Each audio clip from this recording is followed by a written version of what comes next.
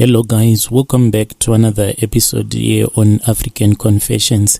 There is a message that I want to share with you guys, and we received this message via our email address. And indeed, strange things do happen in this world.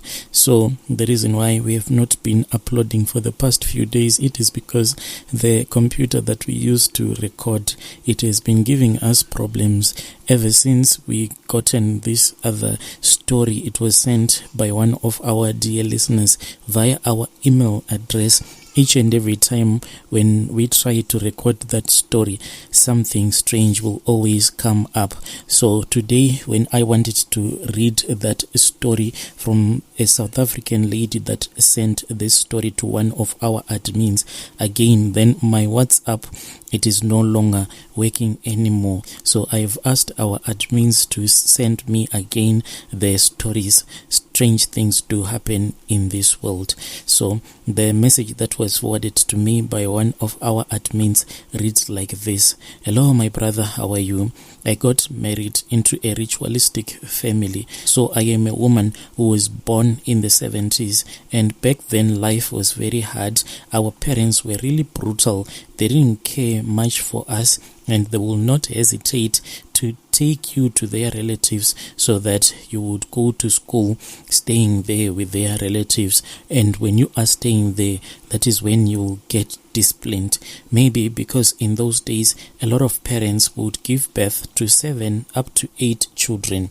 They were very rough and tough, and in most cases we could see everything for ourselves, like you had to take care of yourself. So when I started attending school, I used to go to this other school that was at a very long distance. I used to walk for about 10 kilometers, and we would wake up at around 4 a.m. Then we would leave the house, leaving the parents sleeping, and I would run all the way to school early in the morning, sometimes when it will be very dark. Sometimes you would even hear some voices that will be speaking as if there were people that will be quarreling in the nearby bushes. And when I would return back home, if I would tell my mom that this is what I heard, as if there were some people that were quarreling in the bushes, then my mom will say that you have to make sure that you will never respond to those voices, because she said that those voices that I used to hear quarreling in the bushes, they were voices that belonged to witches that will be quarreling over the flesh, human flesh, that they were dividing amongst themselves. This even made me to be more scared. I felt so much tired, and there was no more motivation for me to continue with school, and that is how I dropped out of school. My parents continued to never care, and I then got pregnant. At that time when I fell pregnant, I was 14 years old. No one said anything about playing with boys, and I had started my periods and nobody said anything. I used to cut up some old clothes, because back in those days people used to use cottons. They didn't have sanitary pads. So I was really scared to tell my mom, because when I started seeing my periods, I had already started sleeping with boys. So I was afraid that if I told my mom that there was blood that was coming out, maybe what she was going to do is that she was going to say, let us go to the river so that I can test if you are still a virgin. And I was scared of her, so I remained quiet. Each and every month I would take a t-shirt amongst my old clothes, then I'll cut it up into several pieces, then I would use those pieces as my sanitary pads. This was like considered a taboo in the society, I mean getting pregnant.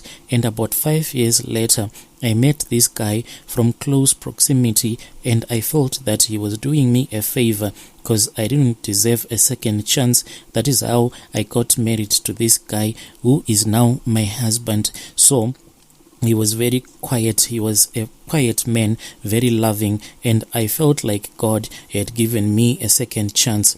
I loved this guy and he loved my daughter. Now the problem started when I got married.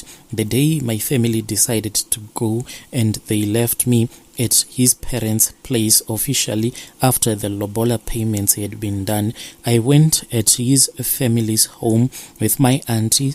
And when we went there, this was quite a very cultural event. They were going to give away my hand in marriage, and that night they gave us water to bath. We went to the bathroom that was thatched, and my other two aunties bathed. As my turn came to bath, I did so. Upon finishing, this was in the villages, so the bathroom was just a few meters away from the houses.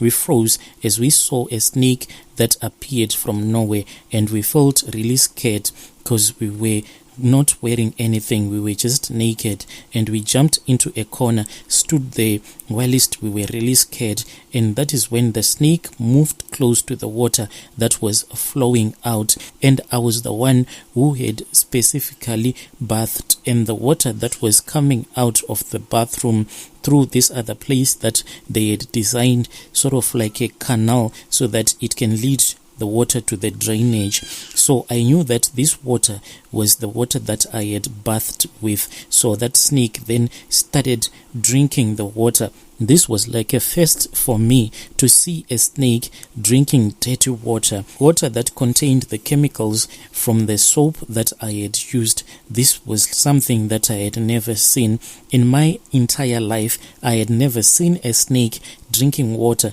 even if it was clean water. Now I had seen a snake for the first time drinking dirty water that I had used when I was bathing.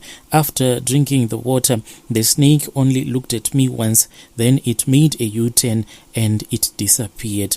We were left speechless, and I quickly put on my clothes, and that was when we left the bathroom.